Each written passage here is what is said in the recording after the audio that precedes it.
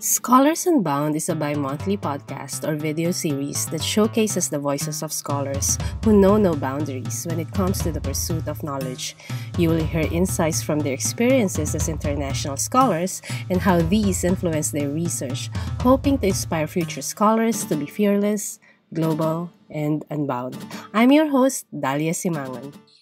Hi everyone, my guest today is the head of political science at the International Islamic University, Malaysia. She teaches research methodology, public policy analysis, and public administration. She obtained her PhD from the University of Manchester in 2015, and prior to that, her master's degree from the International University of Japan, or IUJ. So she was actually my senior at the IUJ. She is my senpai, and for those of you who are not familiar with this Japanese term, it simply means someone who is ahead of you in terms of experience and in terms of knowledge. And that term sticks even beyond the university or workplace. So I'm really happy that my senpai agreed to come to the show despite her super busy schedule. Ladies and gentlemen, I present to you Dr. Rabi'ah Aminudin. Hi Rabi'ah senpai, welcome to the show. Hi, Dalia. Hi, Michael. Hi. Thank you for the invitation. It's really great to reconnect with you. After a little over a decade, I believe. But thank you so much for coming, joining us today. There's so many changes happening because of this COVID-19 pandemic. I'm wondering what are the changes in your lifestyle because of this? Oh, yeah. I think all academics can relate to this. We are having everything online based, like webinars, and there are so many webinars nowadays, online classes. And I, as the head, also have to do a lot of administrative stuff online based, which is a big shift from the traditional paper based administration. So, yeah, it's a real change. Yes. So you did your PhD at the University of Manchester, very prestigious university. What was your research at that time, and whether you've translated what you research on to what you're teaching right now? Okay, so my research basically is centered on state feminism. I was looking into how state actually become feminized, and also become much more how does feminist agendas being translated into states policies. And currently, I'm also, my research areas is also, one of it is gender and politics. And I also teach, apart from all the courses that you have mentioned, is on gender and politics. So my passion is on gender and politics, to see how gender, in the gender dynamics of politics. I'm just interested in your PhD thesis. And did you come up with publications from that dissertation? Yeah, I did actually publish an article from my dissertation. I have yet to do more of my thesis to be published because of some restrictions. But I also have embarked on other gender and politics-based research. And one of it is about gender discrimination in government services. And also currently I have a research grant that's specifically touching on women political empowerment in Malaysia. So I think that's how my PhD has been translated into other things in my career. Great. Congratulations on that grant. I understand how, time-consuming and difficult grant application is. I know. And to manage it as well. Yeah. So why did you decide to pursue your higher education outside of Malaysia? And why did you also choose to do your PhD at the University of Manchester? Specifically, when I was doing my master in Japan, that is because I saw the advertisement for the Japanese Max scholarship. So I thought, like, I want to give it a go. And I think it is one opportunity for me I have never thought of myself to be studying in Japan and whatnot. So I thought I want to challenge myself. And I think I really did a good job. Going to Japan was one of the best thing in my life, and I learned a lot of new culture and everything. And then when I wanted to do my PhD, I also wanted to challenge myself to go to another setting. And I actually applied to many different countries, Turkey, New Zealand, and also the UK. And I think I chose the UK because the University of Manchester specifically, because the supervisors, I think that is the most important thing that I was looking for, is that supervisors who share similar interests with me. Because I think if I have a supervisor that might not share similar interests, then they might not be really interested in my progress. Secondly, I was thinking of choosing the university that is going to sell well anywhere you go. And I think that is one thing that maybe I can, maybe an advice to those who are looking to further your studies abroad, is also to look for universities that are, well recognized, so that wherever you go, even outside of your country, that your degree is something that other people also respect. Yes, great points, because I think usually when you decide to embark on a graduate program, right, there's just so many factors that come into play when you're deciding. And I agree with you that choosing the supervisor really is, very important, because it could derail, unfortunately, in some situations, can derail the progress of your research, right? What are the positive aspects of doing your PhD, outside Malaysia, in a university overseas? You've mentioned how challenging it was. So what are the positive aspects to that? I think there are a lot of positive aspects, and I am really glad that I have given the exposure to study in 3 different places, like in Malaysia for my undergraduate, in Japan for my master, and in the UK for my PhD. I find that in the UK, they have different epistemology approach to the epistemology of knowledge, and that really diversify me as a scholar as well. And secondly, I think specifically, I will talk about my university. I kind of have like how emotional connection with the University of Manchester, because of the support that they give to PhD scholars, especially. I'm not advertising them, but this are kind of support that you can help you as a scholar to grow. For example, they have research courses ongoing, right? And you can register them so that you can choose whichever research methods that you feel is suitable or might be good for your research. So it's not that rigid, right? And secondly, it also gives you financial assistance in terms of grants. For example, if you need to go for conferences, you can apply for that. And they also organize local conferences specifically for postgraduate scholars. So that definitely helps you to grow as a scholar, especially if you are a student and you want to, you don't want to be in the big names yet, but you want to, try to venture into conferences, into presenting your papers and ideas.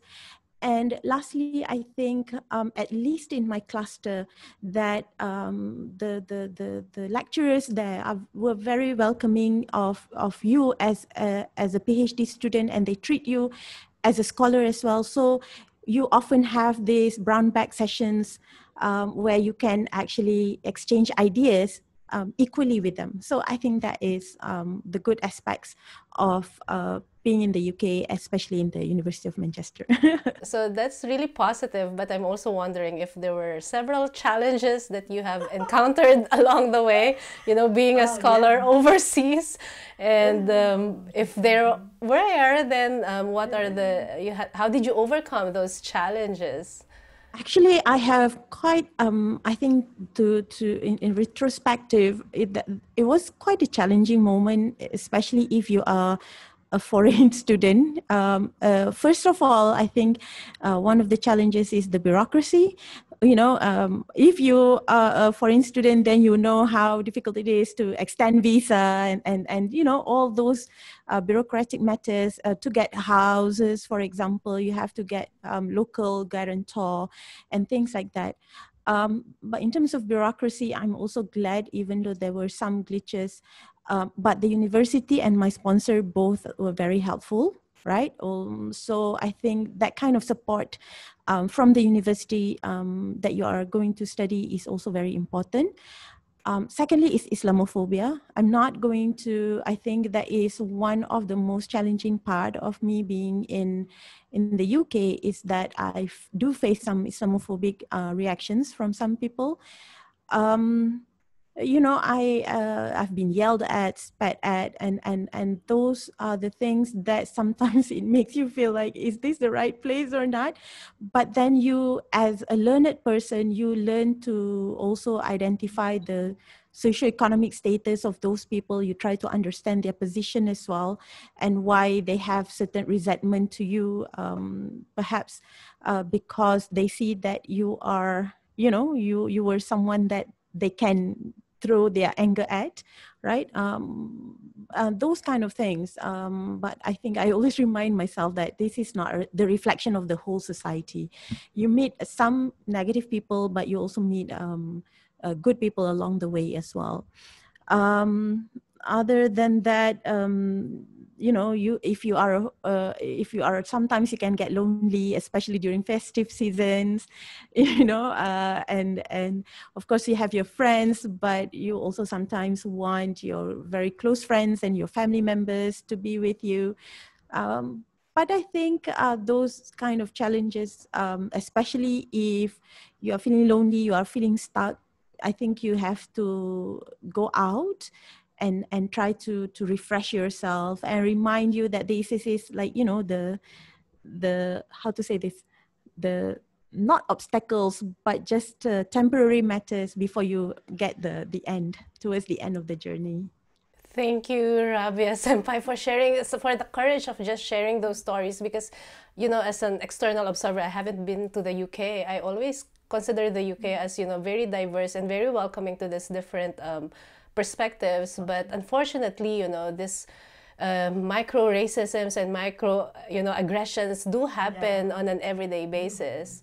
But I'm wondering whether this is also, I don't know, like how is the academic environment, within the university, whether somehow it makes you feel better because you experience those things outside the university, but whether the university itself was supportive, of, people like us coming from different backgrounds. I think the University of Manchester is very diverse in nature, but I have to say that my school is quite I mean, it's quite homogeneous in nature, right? So I do find myself quite difficult for me to like really integrate into the whole room. And also you have to understand also sounds, I think it's everywhere that there are also internal politics within the school. So it might create different groups altogether. But the groups that I'm with, gender and politics, public policy cluster, they have been really helpful. And also my supervisors especially have been really supportive. She understood that you as someone who belongs to the minority, she brought me to the Christmas market and we shared hot chocolate and brought me to lunch sometimes, just to have conversations on personal matters, nothing academic, so it does help in that way. When I started my PhD, there was this, it's like a monster of fear, always controlling me, trying to control me in the sense that I'm always fearful to speak about anything because I was, like I was afraid that they will say something negative about me. And it's not just in formal academic discussions, but even outside. I don't know, what do we call this in academia? This Is it similar to imposter syndrome? yes, something similar to that. Yes, but I think it's even deeper because I felt like I was brought up to be like that, And then one thing I have noticed as well, and this is even more after I graduated, because of all the social media platforms and Twitter, I see so many like announcements or all the scholars sharing whatever they have achieved, but I don't see much from people like me, you know. And even if I start thinking I want to share that I got a grant or something, I feel like, oh my god, maybe that's too much, you know, self advertisement. I think there's also gender. I'm sorry, I'm a gender person, so I always see things from a gender perspective. And I feel that female scholars often have this fear more than male scholars, that they might feel that if I'm advertising, then I'll be seen as too much and whatnot. Yeah, and in one of the conversation I had with one of the group, female scholars group, actually, it's not just us. I mean, I have to say that I am also sharing this fear as you are. I think it's not just us. It's actually felt by many others. And I think it's time for us, the female scholars, also to start, you know, to not be ashamed to advertise what we are doing, and also to also give support to one another, actually, to help them to grow as well as scholars. And one thing maybe is to cite female scholars, to ensure that you cite female scholars as well in your works. I think it's normal to feel the fear, but I think it's something that when you talk to people, when I'm talking to you and you're sharing this with me, is actually something that is commonly felt across, I think, across the globe, I might say. Yeah, you're right. And I also realized that I cannot rely on the system to overcome this fear, really. Like, I just can rely on myself and the community that, you know, is supportive of me. And that's very unfortunate. Somehow we are also part of the system, and somehow we have to change it too, right? I think first of all, I think I would like to give, credit to Dahlia for starting this Scholars from South. Because I think it's really important to diversify the narratives of knowledge, and to also make sure that our voices, the scholars from the South, also being heard by the mainstream scholars, right? So that they know that we are here, and we are bringing our own input into the field of knowledge as well. My main advice, especially those who are looking to go abroad, especially, is to maximize your time there and try to make the best of your PhD life by joining as many as of the intellectual discourse, because I think it's really important to also help you grow as a scholar, because you get to listen to different narratives of knowledge that might not be available to you in your own local context.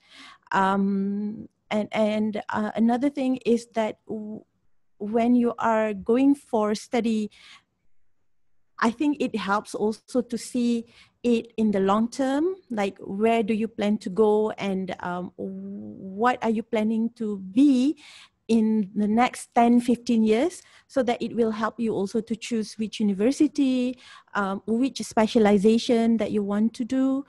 And third, I think this is one scholar advice to me, is that always be kind and be humble.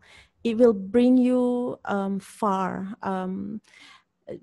Sometimes it's easy to be consumed by with our own we think that we are experts and whatnot, but sometimes we can also learn from others as much, although they might not be a PhD graduates and whatnot, right? But humble and kindness, humility and kindness always bring you far.